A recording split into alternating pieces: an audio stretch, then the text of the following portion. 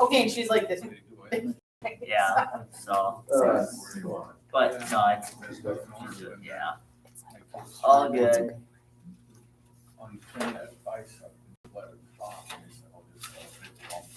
Looks like Yeah, I the know a same buddy thing went as past last that, month. and Me and you. doesn't hurt. He's got a big soft or tennis ball right there, but he tore his off a few years ago. It always does. He's gonna miss it. Which I get. But it's What time is it? All right, here we go. Come on, let's get this all on the road here, yeah. All right, Yeah. so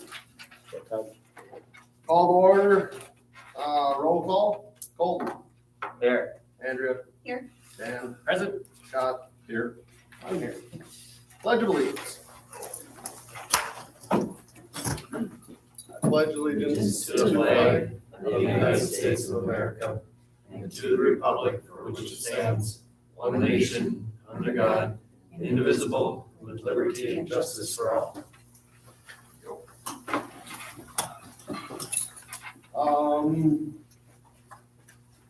Statement of purpose is there, so don't have to read it. Verification of meeting notice. It was posted where it needs to be. All right. There were no public comments. There's not much public here, so. All right. I do have one Just the important ones, right? quick comment before we get into the consent agenda. That's due to some technical difficulties. I'm asking that you table letter G, which is the initial approval of 26-27 budget. We'll do that in August, with the understanding that final budget is until October. I do have some numbers for you, but because Skyward's been down since last Friday, we weren't able to put it together. Okay. Fair enough. Technology's wonderful. Best friends, worst enemies. The consent agenda. Did everybody, all board members have a chance to look at the vouchers? Any questions? Yeah, but I forgot what it was. I didn't write it down. If it comes to you, you can just email either Carrie or. Yeah. Oh, go ahead. I'll check back before the end of the meeting. We'll see if it comes to you. The board meeting minutes from last month, everybody good with what that said? All right. Treasurer's report. I'm working on getting ready for the main meeting, so everything's pretty quiet right now. Not much change. We'll get that going too. Looks like we're not broken. Well, that's a good thing. Yeah. The expense and revenue reports, did anybody have any questions there? I do. All right. I don't have my papers, but I did screenshots. Okay. I was trying to print this stuff off on my printer and either operator error or problem with hardware. It's hardware. So I believe this is the expense report. There's general fund I guess it'd be, that all of this 10E, 250. It's the tech hardware, administrative tech services. There's one for 7,526, one for 8,827, one for 23,560. And what is that for? Do you know if you're looking at the budget, the activity, or the year-to-date activity on it? I guess they didn't take good enough pictures. And it's probably separated per building. It's probably a 150, a 250, and an 800 is my guess. Which That's when you would be, split up Those Ryan's are the wages essentially, or it's, Speak the language, what does that mean? so if it's a 10E 150, it means 150, it's 250, 250. elementary Okay. building. If it's 250, it's intermediate building. If it's 800, it is the district. the 150 is elementary, the 250. But I don't know if it's just the budget or if it was money spent. Well, I can dig through stuff while we're talking. So there was that question. I guess I'll have to do more digging. 'Cause I'm I guessing it have- might be Chromebooks. Well, yeah, me and Chromebooks don't get along. That, and we also did the copy. Yes, yep. But I don't, if you're looking at, yeah, the expense report, I You know what don't page know. that is? Is if it it's- down there? I'll have to look. So is my understanding, the cost of utilities for this school and intermediate school comes out to like 60,000 a year approximately, is that right? Between gas and Yeah, electricity? between combined, yes. Okay. So I'm looking here and there's gas for heat operation buildings, one for 13,000, one for 16,000. And then there's electricity other than heat. You're looking at the budget amount. That's the amount we budgeted to spend on gas and or For that month or for the? for that year. Okay.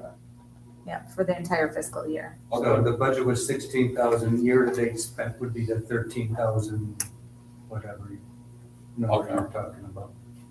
Those technology numbers you was looking at are on page 10, about halfway down.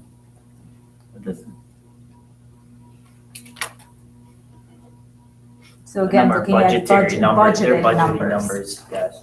Yeah, I They're left, not it's not the amount spent this month. It's the budget for the whole year. I left my laptop at home. I apologize. If you look technically, we're over budget then, most of that stuff, Yeah, a little bit. but not by much. So I guess that was my only questions. And again, I shared with you kind of the budget update about tech. Actually, overall tech came in at 11,000 less than what was budgeted for the entire year. 11,000 unaudited numbers, 153. I'm going a little bit later in this, but I wanted to tell you what a great job Carrie did. You do an initial budget last July and your actual budget comes in within less than 1%. That's pretty impressive. You're talking $6 million. Works for me. Any other questions about the expenses or revenue reports? And Scott, and actually all board members, when you're going through this and you run into those questions, feel free to email myself and Carrie, or just Carrie. Because we can take a look at them real quick and get back to you specifically. Make a motion to approve the consent agenda as presented. Motion has been made and seconded. All in favor? Aye. Opposed? So be. Items for discussion. Per state law and our policy 0151.2, all school boards have to approve your academic standards in July.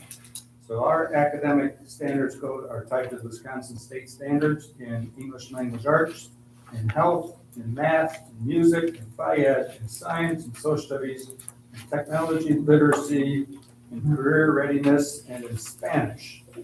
And proud to let you know that we have adopted those in the past. We will continue to use those academic standards into the future. As a board, you just have to approve that, yes, we do have the 2026, 2027 academic standards, and they'll be posted on our website as state law requests.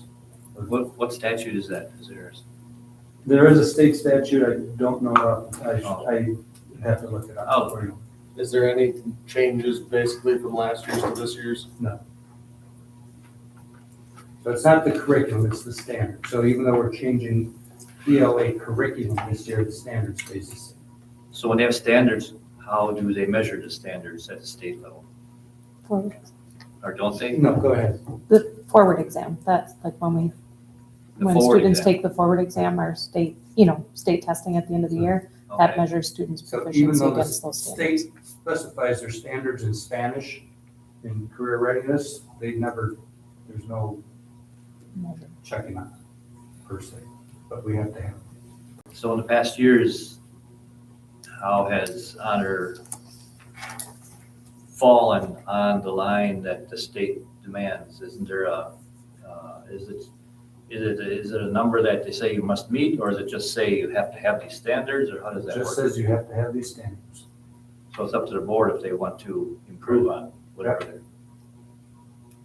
Okay, and that wouldn't be under this agenda item then? Correct. No.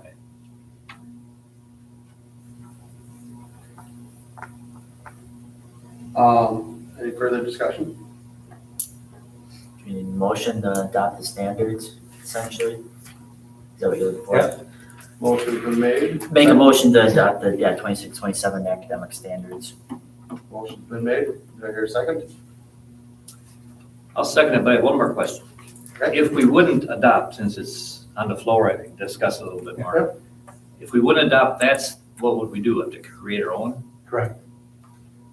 No, we don't have time to do that right now. No, I'm saying that takes, like, many years. It seems pretty redundant to have a standard when you're at school. It's just I don't know, a stupid state. Well, the state's involved, so that's. Yeah, you know, we're a school, yes, we're gonna try to promote the best academic standards we And can. curriculum that you choose Yeah, has the standards built in, Sure. so like the ELA curriculum will have standards built right into that curriculum. busy work. Any further discussion? All right, the motion has been made and seconded. All in favor? I Opposed? Going to discuss take possible action on the student Chromebook handbooks. Last year when I started, these were both under review and we never had them approved by the board. And so I just wanted to come back to you and say, hey, we do have handbooks. We hand these out to all parents. They are on our website also, so I would just ask that just to make it more official. This is not something you have to do, but I just think it's good policy that the board says, yes, this is our student handbook. So in here it talks about student discipline, what to do for if you feel like you're being bullied, what can you do, what can you help with. We talk about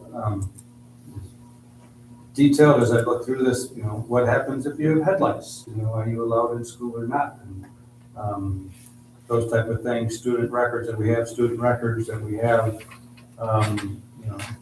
in here is also included, we just changed this to update our cell phone policy. So that's in here so that parents can argue with us, but the school policy is that no, you don't have cell phones in your classroom, which is what we chose to do as a school district. And so it's in the handbook that this gives you leeway when a parent comes and complains to you that my child needs their cell phone in their classroom because of A, B, and C. No, they don't. So I just ask that you approve both the school district student parent handbook and the student Chromebook handbook, which did change this year also. Last year, 6th, 7th, and 8th graders were encouraged to take their Chromebooks home with them. Through surveys and talking with parents, almost every child has technology at home that if they need it, they can use it. We will maintain Chromebooks much better if they're left here being charged each night so they don't come back uncharged.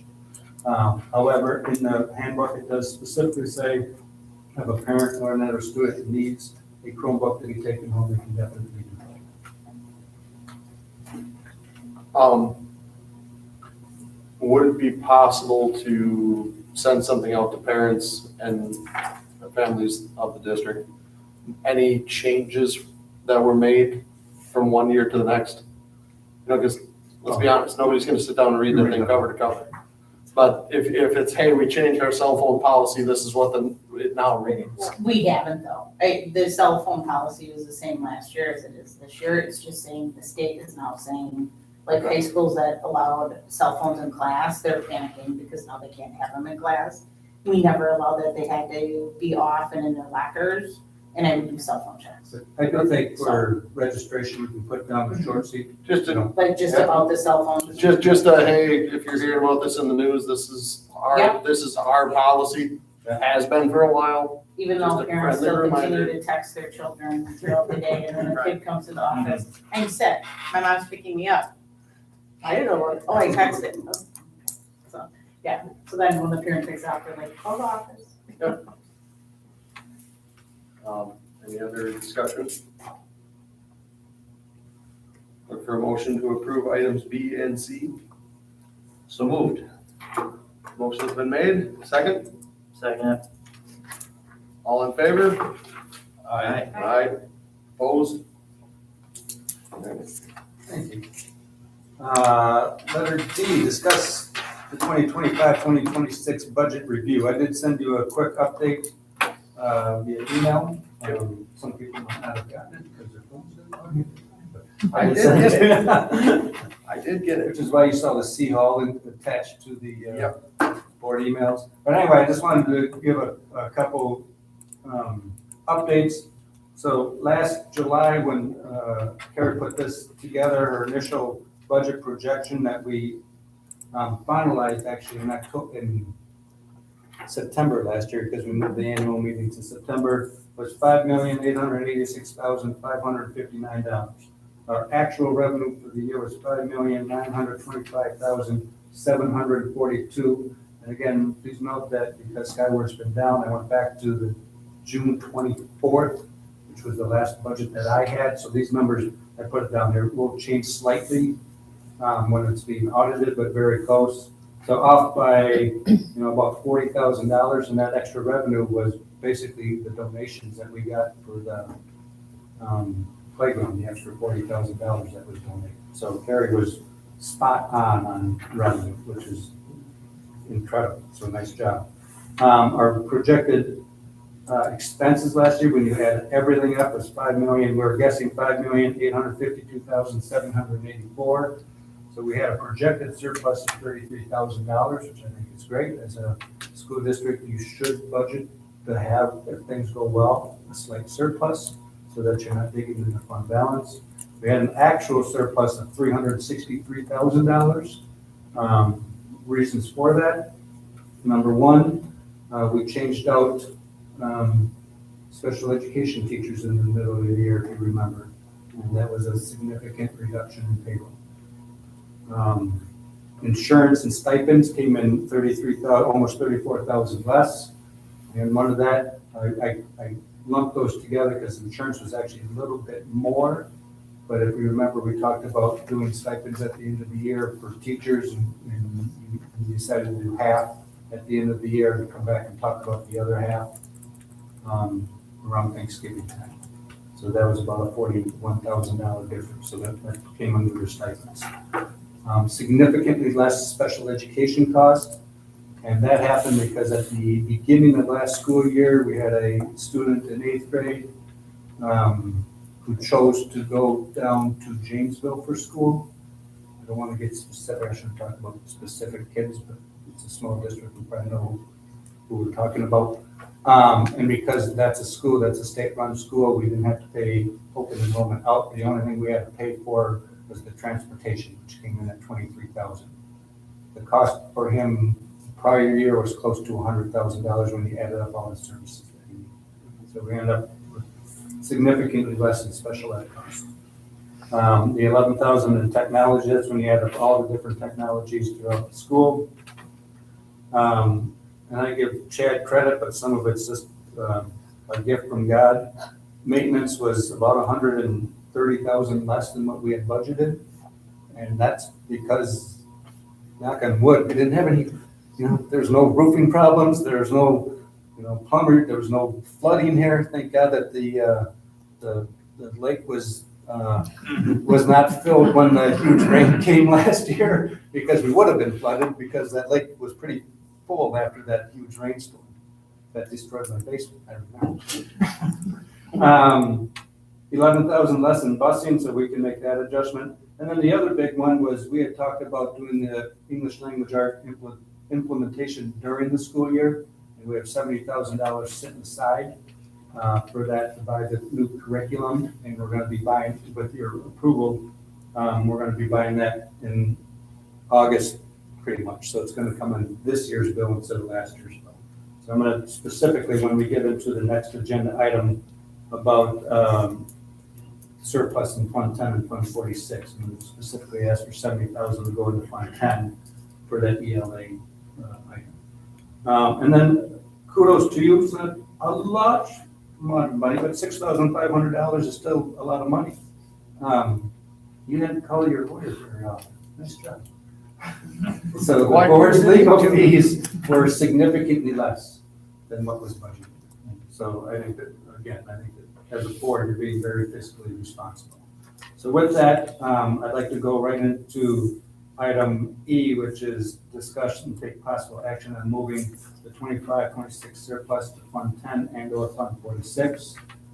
Karen and I discussed this. We are very, very comfortable with the idea that we would ask the board to move $300,000 into Fund 46. But we don't have final numbers, so the 70,000 plus probably a little bit more back in the Fund 10, your general surplus fund. And that would be for the ELA curriculum that we didn't purchase, but we had planned on. Right. And It's a matter of. and it's ordered now, it's just when we have to pay. What fund is that in right now, that 70? It's in Fund 10. Okay. Is that something we should carry forward to specifically identified for that, or doesn't it matter? It doesn't technically matter, but that's what I'm saying, that's what it's for. Okay. So we would really be basically just leaving 70 in Fund 10, taking 300 and moving it to 46. Correct. But that 70 that we're leaving in earmarked for the ELA bill that we know is coming. Yeah.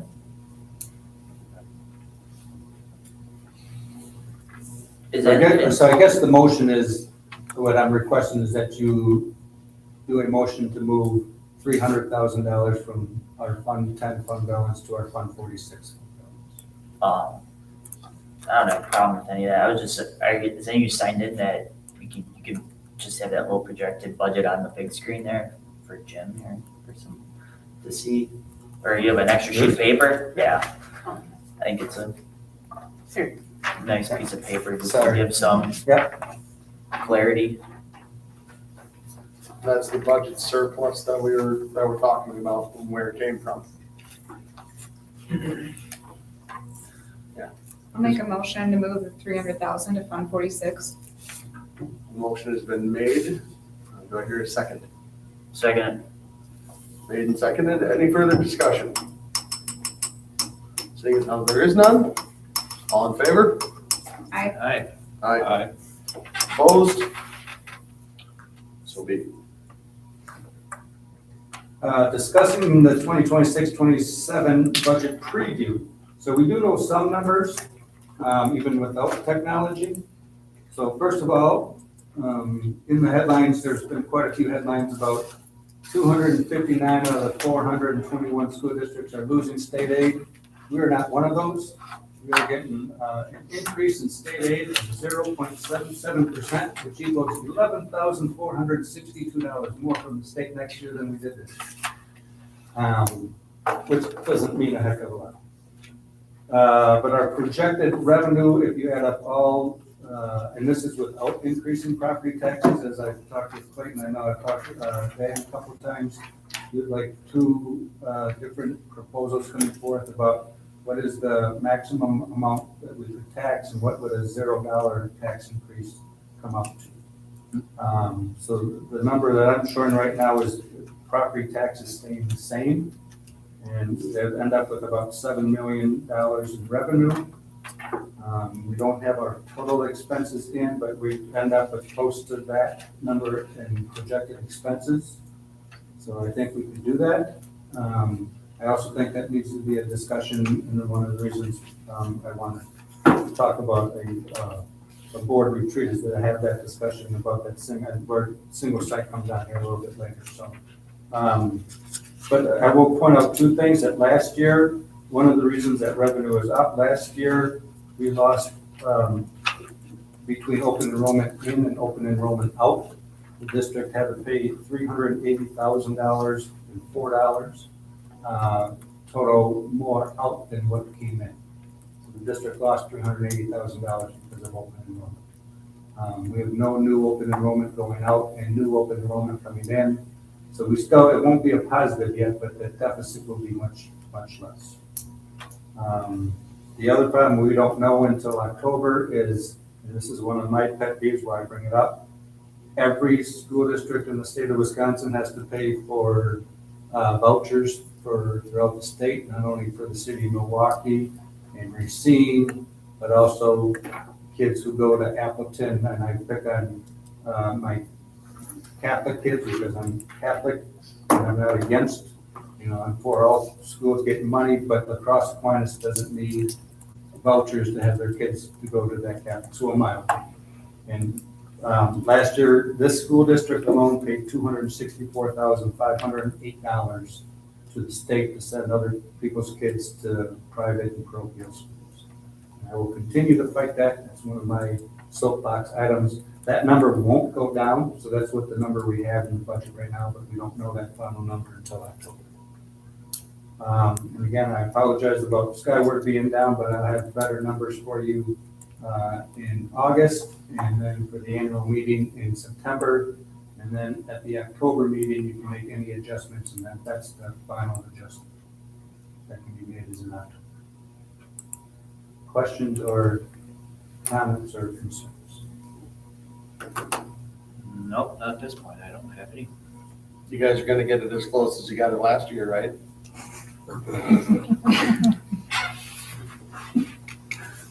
How the state makes you do things, the revenue will be very close. Really, I mean, some of that's just because the state tells you that's your limit, you can go up to. Right. And then it's our choice to go to that number.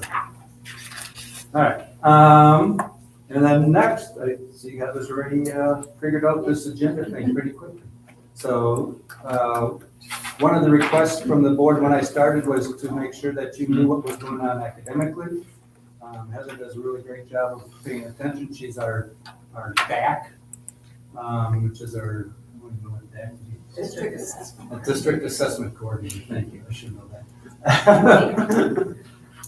So that's what she's talking about. I did, if you want, I have a presentation. I know it already, so I don't need one.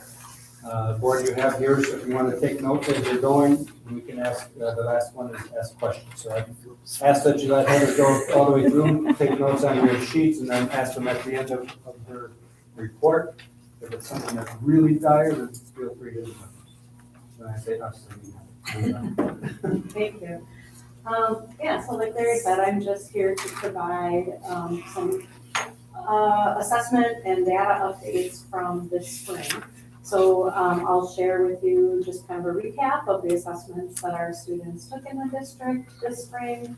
We'll talk about a summary of student growth from fall to spring, which is measured within our district by our universal screener, AimsWeb Plus.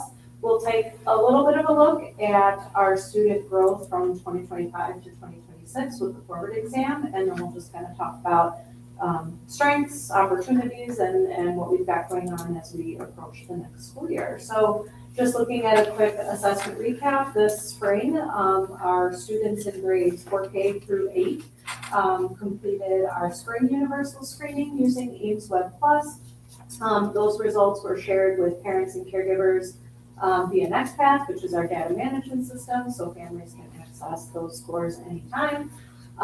Students in grades 3 through 8, like we talked about, took the state summative assessment, which is the Wisconsin forward exam. We did receive those individual student reports and mailed those to families earlier this month, so families also have access to that data for their students now as well. So we'll just take a look first at AimsWeb. We talked about our students' AimsWeb scores in the fall, gave a winter update, and now we'll be able to kind of make that fall to spring comparison. So just as a reminder, AimsWeb Plus is our universal screening assessment tool. We do use it in grades 4K through 8 to assess student performance in specific math and reading skills. following our spring screening now, we're able to kind of look at growth across the whole year. So AimsWeb is, the AimsWeb Plus scores are based on national norms. And those norms or cut scores for percentile ranks are increased as the year progresses, which reflects the expected growth of students across a school year. We use this assessment to measure student performance and growth throughout the school year, and also to help with early identification and intervention for students who might be at risk for difficulties in math and reading. And we typically use that 25th percentile benchmark because anything below that level is considered to be below average for national grade level expectations. So the first set of data you'll see is our fall to spring comparison in the subject area of math.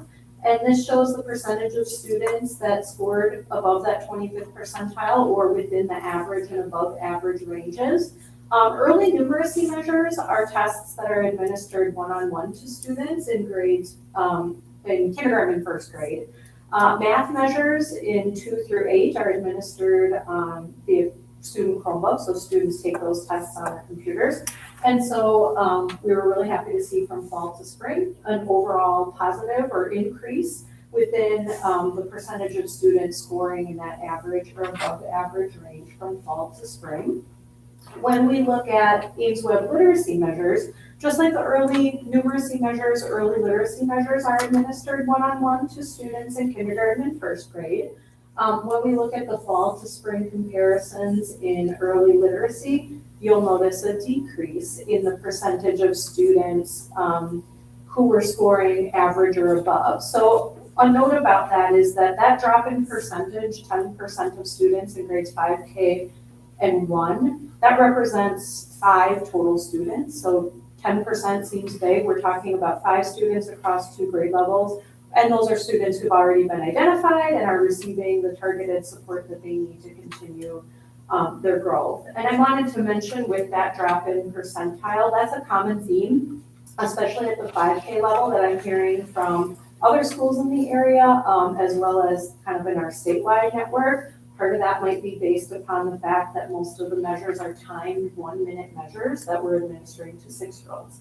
So that presents, its own set of challenges when we think about that. But when we look at student scores, like while this represents the percentage of our students who were in that average or above average percentile rank, when I dig a little bit deeper, and I did have conversations this spring with both teachers and parents, in a few instances, there are a number of times where we see a student's percentile rank might go down from one measure to the next, but when we look at their actual score, the number that is assigned to their score, that can increase while the percentile goes down. If families see that, what that means is that their student might have demonstrated growth in an area, just not at the same rate based on what those national norms predict, right? So that's why you might see a score go up while a percentile rank goes down. And then when we look at the reading measures in grades 2 through 8, 0.5 percentage point increase, right? So basically remain steady in those areas. I also wanted to share some more specific data, I guess, related to early literacy. So Wisconsin Act 20 requires us to screen and monitor students' early literacy skills in grades 5K through 3. It also requires us to develop personal reading plans for students who might fail to meet those adequate rates of progress in some specific skills at their grade level. So the data here just shows you that the percentage of students this spring across from 5K through 3rd grade who were scoring at or above the state's benchmark of the 25th percentile in some key skill areas. This is helpful information to us because these specific skill areas, as opposed to just looking at their overall percentile rank in literacy or in reading, this is the information that we as teachers can actually use. This diagnostic information helps us plan classroom instruction and intervention for students, because now we can look at what are the specific areas in which our students might be falling below average, and then we can target our instruction to meet that. And then, so AimsWeb provides kind of a, fall to spring growth picture. But we can also share a summary of student growth by looking at our students' proficiency levels on the forward exam, like we have talked about. The forward exam proficiency levels are listed across the bottom there. And like we mentioned before, the forward exam proficiency levels provide information to schools, but also to families about students' performance in relation to the Wisconsin academic standards for their grade level. It's considered a summative measure because it's given once at the end of the school year. And so it provides us information as well about just our overall program effectiveness and about our curriculum needs. So families received individual students reports that indicated in ELA and math, science, social studies, what their students' proficiency level and score was in those areas, and those were mailed home in July. Now, at this point, we can only share kind of a summary of our 2026 data. We can share more detailed data about the percentage of students at each proficiency level in the fall when DPI releases that information publicly. But just to be able to share that summary with you, we can take a look at spring of 2025 compared to this spring, and the percentage of our students who were meeting expectations or advanced. And overall, in both ELA and math, we did see an increase in the percentage of students who were meeting grade level expectations at the end of the year. That represents a positive change after 1 year of block scheduling at the intermediate level. So this was the first year in which we were providing a daily 80-minute instructional block for ELA and math for our students in 5th through 8th grade.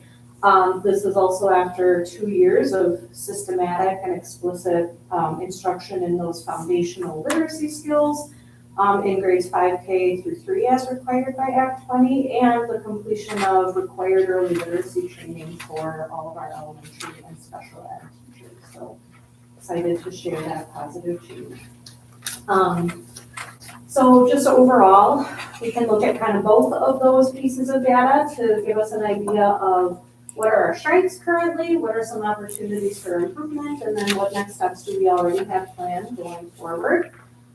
So a couple of strengths I'd like to highlight in literacy. So across first, second, and third grade, where students are assessed in their oral reading fluency, which is an important indicator of and kind of a predictor of a student's reading proficiency. We had 85% of our students at or above the state benchmark, which is that 25th percentile again.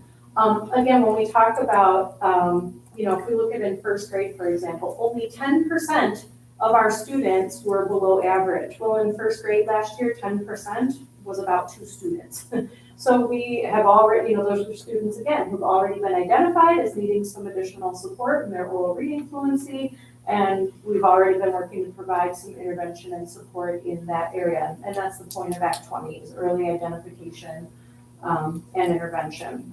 I also wanted to highlight our vocabulary growth, because vocabulary is an area that when we evaluate our curriculum, our teachers have typically identified as an area of need within our previous curriculum and instructional resources. So, we have teachers working very intentionally this year to think about how they could, based on that early literacy training that our teachers have gone through, they've been working intentionally to incorporate some more explicit vocabulary instruction. So we went from 79% of students in 2nd through 8th grade at or above that benchmark in the fall to over 85% in the spring. And then in math, a couple of strengths we can highlight are problem solving and early math fact fluency. So one of the AimsWeb math measures is called Concepts and Applications. That measures students' ability to use math skills and apply them to real world problems. And so across grades 4K through 8, we had over 86% of our students within that average or above average range. And then in first grade, students are assessed for their math fact fluency. By the end of the year, we had 95% of our students within that average or above average range. So problem solving and that really math fact fluency are two celebrations that I wanted to share from this year's data. And then, we're committed to continuous improvement. So we do have some opportunities to improve. This table is a little bit different from the previous tables because I wanted to look at not just the percentage of our students in these areas that were at or above the 25th percentile, but also I wanted to look at students' accuracy. So in 5K in first grade, remember we saw that dip in the overall percentage of students meeting those expectations in early literacy skills in 5K and first grade. So I wanted to take a look at 3 specific areas: letter naming fluency, letter word sounds fluency, in which students identify the sound that a letter spells, and then nonsense word fluency, which just assesses students' decoding. We can look at 2 different things. We can look at the percentage of students whose overall score was above the 25th percentile, in which, especially at that 5K level, but also at first grade, we saw a decrease from fall to spring. But when I look at their accuracy, students who were considered accurate or highly accurate from fall to spring, that showed quite a bit of an increase. So what that tells me as an opportunity for improvement is we have an opportunity to focus on improving not just our students' accuracy, but their fluency, the automaticity, and that's something that we can adjust at the instructional level. Similarly in math, when I looked at areas in math that we could work on targeting or improving in our instruction for this year, mental computation fluency in grades 2 through 8 was another opportunity where we saw an increase, especially at the elementary level, in students who were at or above average on their overall percentile rank. But when we look at the accuracy scores, there was a larger increase there. So again, that tells us that our students are improving their accuracy. We want to focus on building that fluency and automaticity, which supports their ability to apply skills to more complex tasks going forward. So those are some just kind of overarching things that we can look at within our data, and just to share with you some next steps and things that we're doing with this information as we go into next year. Larry and Angie have already mentioned that this fall, our teachers in grades 5K through 8 will be piloting some new ELA instructional materials. In fact, staff just finished up last week and this week their pilot implementation training. We'll be piloting 2 programs which are part of the same company. So K5 will be piloting HMH's Into Reading program, and then the 6-8 version of that is called Into Literature.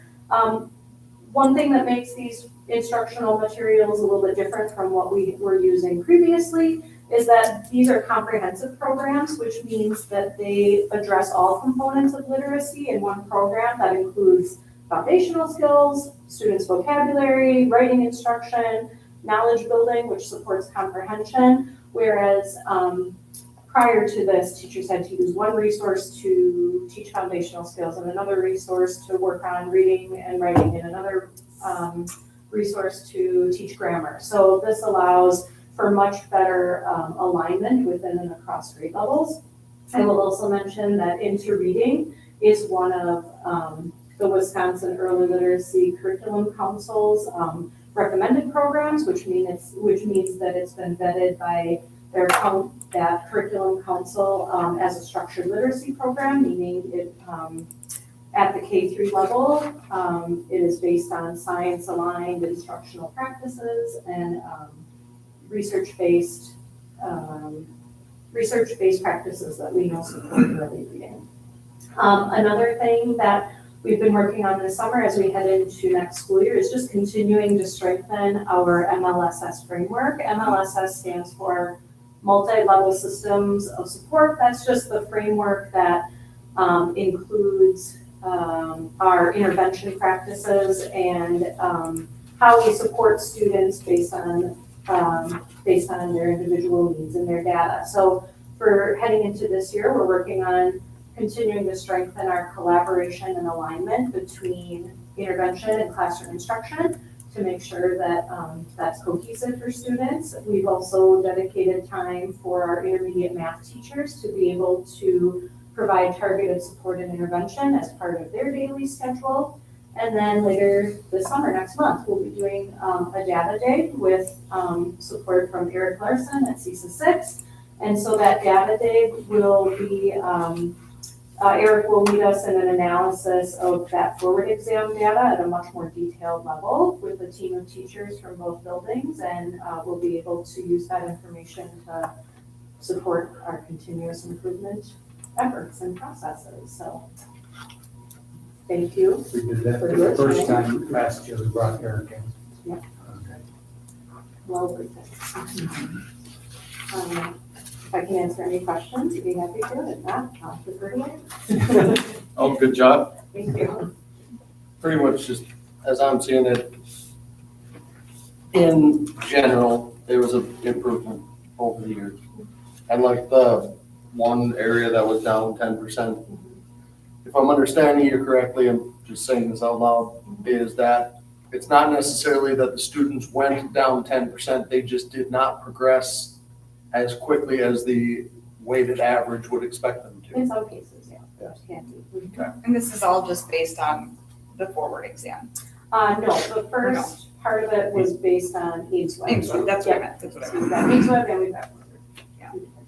I've talked to staff members where they've had some of these littles on that day that they'll quick finish and be sitting there smiling, and they ask, "Wow, how did you finish so fast?" And then they collapse and say, "I just didn't want to do it," and there's not a whole lot Yeah, we can do. I got a 3-year-old grandson Yeah. in my house right now, I understand. Yeah. With the changes this year in elementary, like we're going from in 5K and second grade from 2 teachers to 1, obviously there's going to be a little bit more work for those teachers that are losing their teacher partner. Do we have anything in place to make sure, and they're gonna have bigger class sizes than they're used to, do we have something in place just to make sure they have a little extra support for like the students that need more help?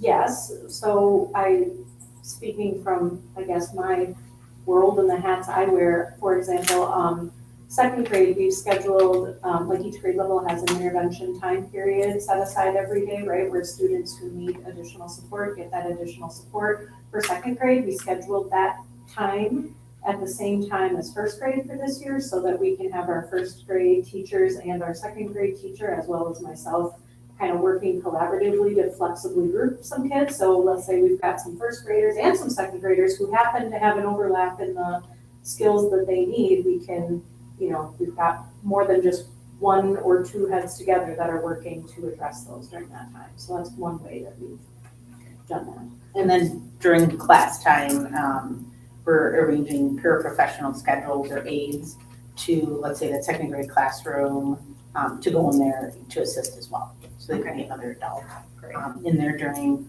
like during the literacy, reading, math, like during that time. So. And I'm not, because I haven't had a intermediate student yet, I'm not as familiar with like the 5th grade and then 6th through 8th model, but with the 5th grade, incoming 5th grade, I'm hoping there's some extra support there too. We have, yes. Oh, yeah, we have some good stuff planned for open house, so. All right. Yeah, but that's something we're looking at as well, as far as how we situate the paras throughout the day. Because they're going from 2 to 1, and that's, So we're hoping the paras will. There was also we went basically the whole year with job openings for parents. So one of the reasons that I wanted you to pass the handbook that you did, we published, you can make more money being a parent now than if you work at McDonald's. For last year, that wasn't the case.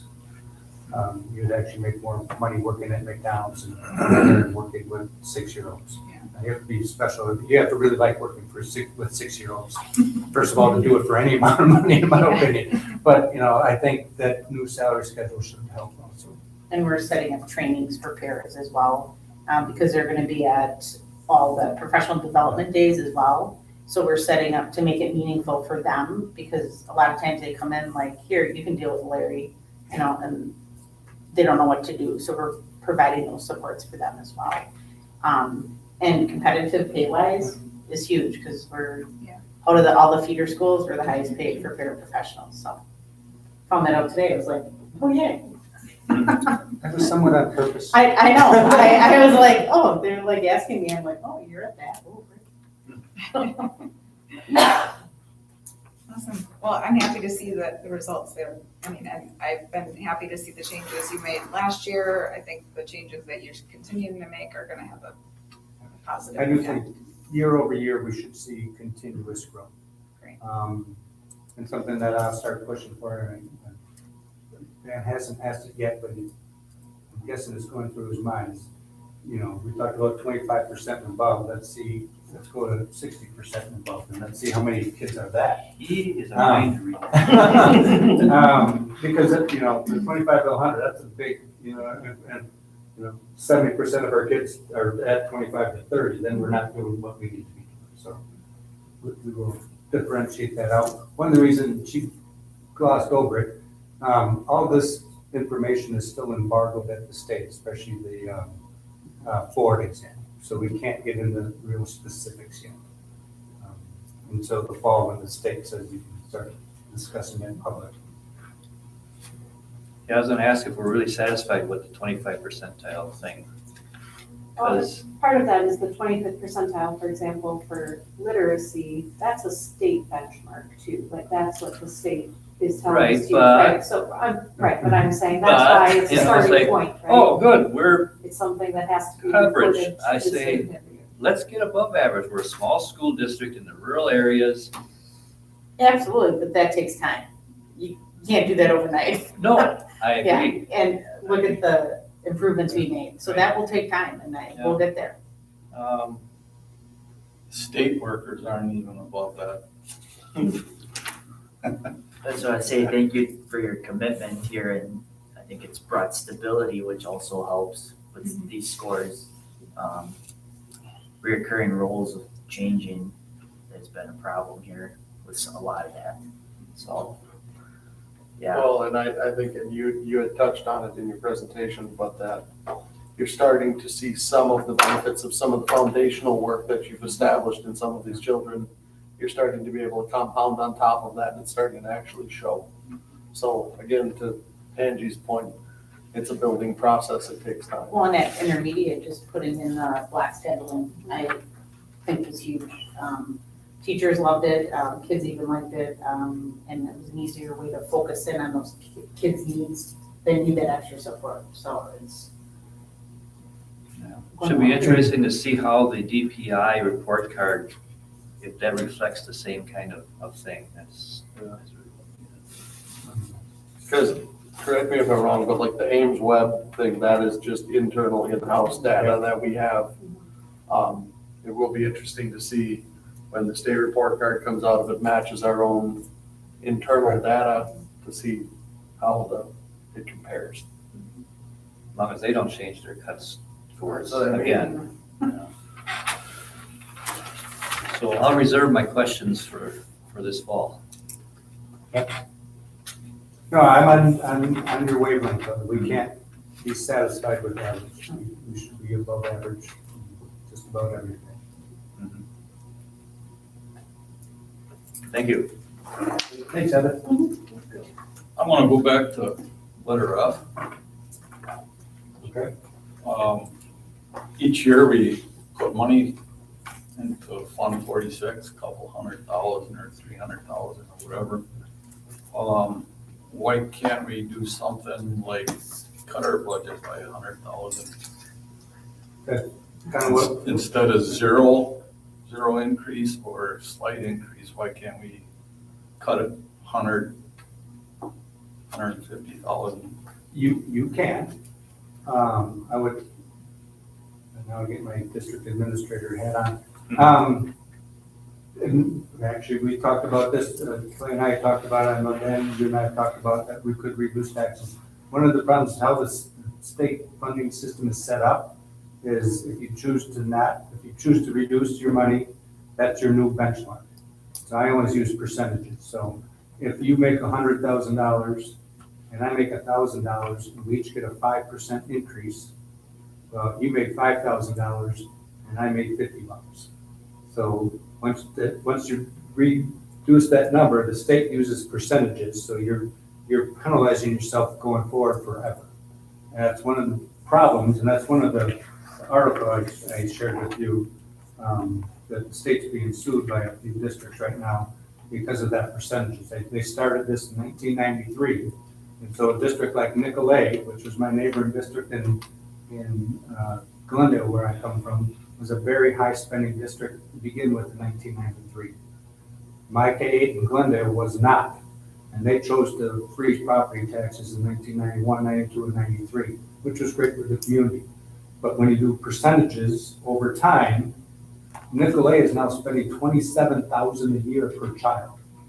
And Glendale, which is the K-8 that feeds into Nicolay, is spending $13,500 per student. And that all goes back to because of, percentages on top of each other. So, that's why you want to put money into a 403B or 401K, because the longer it sits there, the more money you make over time. So yes, I think that's something we have to discuss as a board, because I do think, we are seeing budgets now pretty consistently, when I go back even a few more years, where we have surpluses every year. So if we can anticipate that, there should be a way that we should be able to relieve property taxes. So if you have zero increase, can you still get penalized? Yes. Because you're not doing the mandated Because state increase or the state whatever will else tell you want you you to what do? your revenue limit is. Your revenue limit is state aid plus property taxes. And if they say your revenue limit should be 12,000 this year, and you choose to do 11,800, you're penalized at $200 each year forever, plus whatever the percentage is. So you go from 12,000 one year to 12,500, you'd be able to go from 11,000 to only do 12,300. You're going to continue to lose that money each year. And so that builds up on each other, which is one of the nonsensical things about school funding in the state of Wisconsin. It doesn't make sense, but it's what we have to deal with. But if you didn't need that money that first year, you don't need it the next years, there's no sense in saying, oh, I lost that extra money. You didn't need it. Well, but That's what a but budget's for. 3 years from now, when the roof does leak, now you don't have that extra money now you're digging into your fund balance. Well, that's what it's there for. Except when you run into a town called Eustisburg and they mismanage their money. And Well, now we're they're not- dissolving. We're not using security. No, I know, we're not, but that's the problem with not maintaining. And where you that's why you keep an eye on all that stuff, so you don't run into trouble, but you can be friendly to the taxpayers too. go. I'm not I know you don't disagreeing. disagree. Right. Any more discussion? I'm good. All right, reports. Update on single site first. Oh, right. So a couple of things. I did go back, and Dan, I didn't get a chance to talk to you earlier. I apologize. You brought up policy 9140 at the last meeting. I went back and took a look at policy 0155, school board committees versus the Citizens Advisory Committee. I do believe that we set up the committee appropriately because we called it a futures planning committee that was in charge that the board created. And a board committee is to conduct studies, make recommendations to the board, and act in an advisory capacity, but shall not take action on behalf of the board. I don't think the future planning committee did that. We did comply with the open meetings law, so I do think it was an appropriate committee. I understand your citizens advisory committees also. I think they're fairly redundant. So I don't think what we did in the past violated policy, but I think we could be much more clear going forward what this committee is about.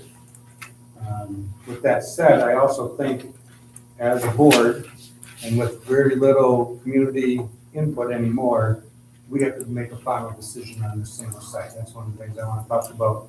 I would, put down there, it's one of the reasons I want the board retreat. We can just have an open discussion and say, hey, we need to hire, because we've done all the work that we can do. We either have to hire somebody to say, if we add on to this building, we add on a gym, and build these classrooms, it's gonna be $4,300,000. And as a board, we can, and group, we can decide, okay, do we wanna do that? It might come back at $14,500,000. I've only been here a year, I know 100%. And if you ask me to, I'm gonna tell you no, I'm not running a referendum on here, because it's not gonna pass. So we either have to do this ourselves, and we do have a nice 146, so that's something that we can talk about. Or not, or choose to say, hey, we're gonna go 2 sites and keep them both updated. And I tell Chad, hey, we're doing 2 sites, we're keeping them both updated. And that's gonna be for the next, 10 to 20 years. I think both decisions are right, but until we get somebody out here who can give us a real number, that's what, so. What's interesting is even Dodge County is using a building that is 100 years old now. These buildings are 70, and so there's 30 years in them easy yet, because that's 100, and they're gonna use it for another 20 years. I'm not, Yeah. I don't disagree. So it almost should be like, we should expect the what condition these buildings are in, we can expect them to last another 25 years easily. I'm not arguing with the buildings, I'm just arguing about the savings of moving and the efficiency of moving to a one. Yeah, absolutely. It's more efficient, it's more efficient for staff, it can provide a better I think the experience for savings would students. outweigh the keeping of the maintaining of 2 buildings. That's what I believe. And I'm gonna share this with you guys at our retreat. I think one of the problems that we talked about by hiring a Nexus or WDS is everything's tied to, yeah, they'll give you the price, but then you have to use them if you do choose to build. CISA 10 offers that same thing, facilities audits for a price, but then they, it's your spec. You don't have No to strings use that, no attached. strings attached. What's the cost of I that? don't have that yet, I got this information from a friend of mine. So I need to look into that, I'll have that for the next meeting. So they'll do it, then they back away. Correct. And then you choose what you want to do with it. And that's like, each CISA has their own kind of niche, When- CISA 10's niche. When you talk to them with a facility study, ask them if there's any kind of and it probably isn't, but an efficiency, like if, again, like to Colton's point, during the referendum, they talked large cost savings. I don't think those were possible. If we're going to base a decision based on a cost savings and efficiency savings, we have to have a legitimate number or something Dan with asked, more fact backed than opinion. Dan asked me for that specifically, it's something Terry and I are working on. I'm going through it from a salary and benefits standpoint, which isn't significant. Yeah, there was a savings chart I remember that was made, and then it was expanded over the 30 years, I think, of the borrowing, or the 20, whatever it was, and then it was inflated with inflation. Yeah, So I mean, it was It applied it was- to 3%, but the first year was very wishful thinking. The first year was 686,000. Yeah.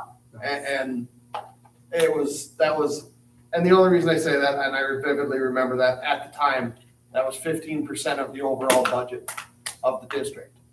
And if you can cut 15% out of anything year over year, holy hell, you should be. But I didn't think that was possible.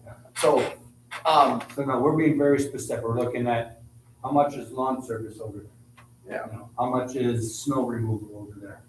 You still own the building, so you have to maintain it, so there's not, there will be some reduction in utilities, but not significant. So we're kind of going line item by line item, what is a realistic number? and just so we have, a accurate number to look at on that, or as accurate as it can be. So we're working on that, and we should have that for you by the end of the summer. Cool. So now we can go into reports, Beth, unless there's other questions. Okay. Obviously, it's a little light, but for district, registration open for the upcoming school year on July 6th. Those have been coming in. And then teachers in grades 5K through 8 that participated in implementation training with Heather to prepare for pilot of our new instructional materials for ELA. Theme for next year is America 250, honoring our roots, inspiring our future, red, white, and blue, and proud of you. On Monday, I'm attending a training with a number of teachers, SPED teachers, or special education teachers, as well as paras, for autism. And that's in Lodi. It'll be a good training, since we're seeing more of an increase with students with autism. So it's good for paras and our special education team. And Heather and I have been working on setting up our professional development days, for next year. So start of the year, we're looking at that. Just a couple quick things. Number one, I did try to get all of you to respond. Some of you, I won't name names, but didn't. So from the 3 people who did respond, all 3 of them could make August 3rd work. So I hope that works for the rest of you. For the community, what this is, I've done this in the past where it's just the board and myself sitting down, creating goals for me and getting on the same page. When you hired me last year, I'll be very blunt. My job as an interim superintendent was not to allow anybody to screw up your district, including you, including me or employees. And I think we did that. Now that we've been together for a year and I'm excited about being there and I want to stay, we have to get down to so our roles and responsibilities are known and respected both ways. You know, I need to really know what you want and you need to understand what I need to do my job. And we need to do that by just sitting down and doing it. So it is an open meeting. It has to be an open meeting because that's what school boards do. So people can come watch us discuss that if you want, but I'm telling you, nothing's going to happen except a discussion between the board and I to talk about roles and responsibilities and those type of things moving forward. So that's going to be August 3rd from 6 to 8. I will, because it's right at 6, I'll be glad to provide some nourishment for you, some small snacks, get a couple subs from Subway or Cousins or somewhere. So I have a little bit of food and water for you. I'm very excited that on August 25th, thanks to a lot of work from one of the board members, the ribbon cutting, from all of you, really. The ribbon cutting for our new playground is happening, starting at 5:45, with the ribbon cutting be at 8 o'clock. If you are able to make that, I think that'd be great. It's something this community should be very, very proud of. 8 in the morning or 8 at night? 6 at night. Oh, 6. 5:45. Kind I thought you of said gathering, 6 o'clock is the, did I say? Yeah, you said 8. All right, I was like, sorry. man, that's a long. No, I'm sorry, 5:45. Yeah, well, I'm going to give a speech, so yeah. Anyway, open house for all community members is August 27th. New this year is 5th grade is going to have a separate 3:30 start so that the new kids over at the intermediate. We have stuff planned and we'll get a special invite. In the past, we used to send the 4th graders over to the intermediate school at the end of May. And the feedback from that is by the time the school year starts, they don't remember anything. And so we're trying something different this year. Just a reminder that we did move the September board meeting back to September 23rd. That's the annual meeting where we have to go through, you guys get to name your salaries, and that's the budget review. So that happens. And then lastly, as part of your agenda, I think this is something cool that happens every other year. So I didn't know about this until earlier, that all the Hartford area school boards come together for a collaboration piece to talk about K-12 issues in the Hartford area. So all the boards are being invited. I'm very happy to let you know that Damian LaCroix, who's the new WASD executive director, is going to come talk about board governance and how governing boards lead to high-performing schools and districts. So there's some educational value, but it's also just to get to know each other and the other board members from the other surrounding areas. So if you are able to do it, I have it on there. It's October 5th. If you can save that date, more information will come. And that's it for me. And I always put executive session on the agenda in case something happens between last week and this week that you need to know about, in case somebody quits or something bad. I got nothing, so I don't need an executive session unless someone needs it. I would go right to the adjournment. I'm looking for that motion. Adjourn. Second. Thank you, everyone. All in favor? Aye. Opposed? All right. And we're out.